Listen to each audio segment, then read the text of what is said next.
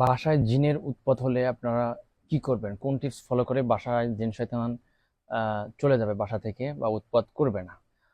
প্রথমত বাসায় যারা অধিবাসী আছেন তারা বেশি করে মাসনুন আমল করতে হবে এবং মাঝে মধ্যে সূরা বাকারা তিলাওয়াত করতে হবে।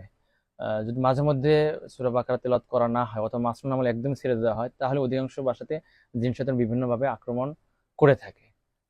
তো যদি বাসায় জিন শয়তানের উপস্থিতি টের পান, যেমন বাসার দরজা অটোমেটিক বন্ধ হয়ে যায় অথবা বাসার ফ্যান লাইটগুলো বারবার চলে, কল অটোমেটিক চলে পানির, আবার বন্ধ হয়ে যায়, বা বাসার ভিতর কারো আপনি হাঁটা চলার আর শব্দ পাচ্ছেন, অথবা কেউ কিছু পাটায় বাটতেছে এই ধরনের শব্দ হচ্ছে রাতে, অথবা থাই গাছে টোকা দিচ্ছে, এই ধরনের কোনো ভয়ঙ্কর সিচুয়েশন যদি আপনি পড়ে থাকেন, সেক্ষেত্রে যেটা ফলো করবেন, শুরুতে আপনি 3 দিনের মতো ঘোষণা দেবেন যে আমাদের বাসায় কোনো জিন শয়তান থাকলে তোমরা আমাদের বাসা থেকে চলে যাও। এটা বলার পরে আজান দিবেন 3 দিন কন্টিনিউয়াস, একবার করে ঘরের প্রতিটি কর্নারে। যদি এটা করার পরে দেখেন যে বাসায় আর কোনো সমস্যা হচ্ছে না, তাহলে আলহামদুলিল্লাহ, ওরা হয়তো চলে গেছে, সমস্যা কেটে গেছে। তো এজন্য বাসায় এরপর থেকে প্রবেশের শুরুতে এবং বাসা থেকে বের হওয়ার আহ, আহ, ইসে শুরুতে বিসমিল্লাহ বলে বের হবেন, বিসমিল্লাহ বলে প্রবেশ করবেন এবং অন্যান্য দোয়া আমল এগুলো করবেন অবশ্যই।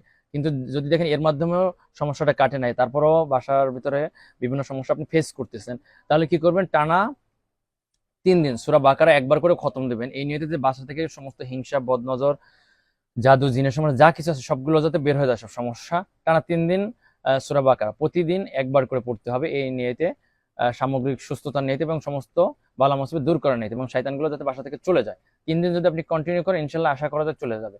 যদি 3 দিন পর আবারও ফেস করেন, তাহলে সেক্ষেত্রে আরো 3 দিন বা 9 দিন পর্যন্ত, 9 দিন অথবা 11 দিন পর্যন্ত আপনি কন্টিনিউ করতে পারেন, প্রতিদিন একবার করে সূরা বাকারা। যদি আপনার জন্য কষ্ট হয়ে যায় তাহলে 3 দিনে একবার করে খতম দেবেন সূরা বাকারা। এর মাধ্যমে অনেক সমস্যা কেটে যাবে ইনশাল্লাহ। অনেক সমস্যা আপনার বাসা থেকে, আপনার শরীর থেকে বের হয়ে যাবে।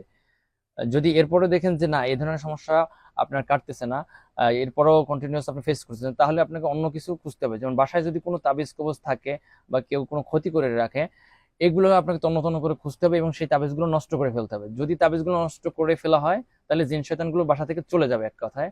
কারণ অনেক সময় কিছু জিন শয়তান থাকে যারা এই তাবিজের কাজ করে, এই খাদেম করে, জাদুঘরের কাজ করে। তো জাদুর সাথে যখন সে ডিসকানেক্ট হয়ে যায়, জাদুগুলো যখন নষ্ট করে দেওয়া হয়, তখন এই শয়তানগুলো মূলত মুক্ত হয়ে যায়। তো এভাবে আপনি তাবিজগুলো খুঁজে খুঁজে আপনি এগুলো নষ্ট করে ফেলবেন। যদি দেখেন যে না, আপনি খুঁজে পাচ্ছেন না, সেক্ষেত্রে আপনি কোনো অভিজ্ঞ রাকির কাছে সরাসরি রুকিয়া করেন, পরিবারের প্রতিটি সদস্যকে রুকিয়া করার পর যদি জানা যায় যে অমুক জায়গায় তাবিজ আছে, সেখান থেকে উঠাইয়া সে তাবিজগুলো নষ্ট করে ফেলেন, তাহলে আশা করা যায় ইনশাল্লাহ বাসা থেকে জিনের সমস্যা অনেকটা কেটে যাবে, একদমই থাকবে না, বাসায় কোনো জিনের সমস্যা থাকবে না। তো এই টিপসটা ফলো করে ইনশাল্লাহ কমেন্ট বক্সে জানাবেন সবাই, আর আমার চ্যানেলটি সাবস্ক্রাইব করে দেবেন। আসসালামু আলাইকুম ওয়া রাহমাতুল্লাহি ওয়া বারাকাতুহু।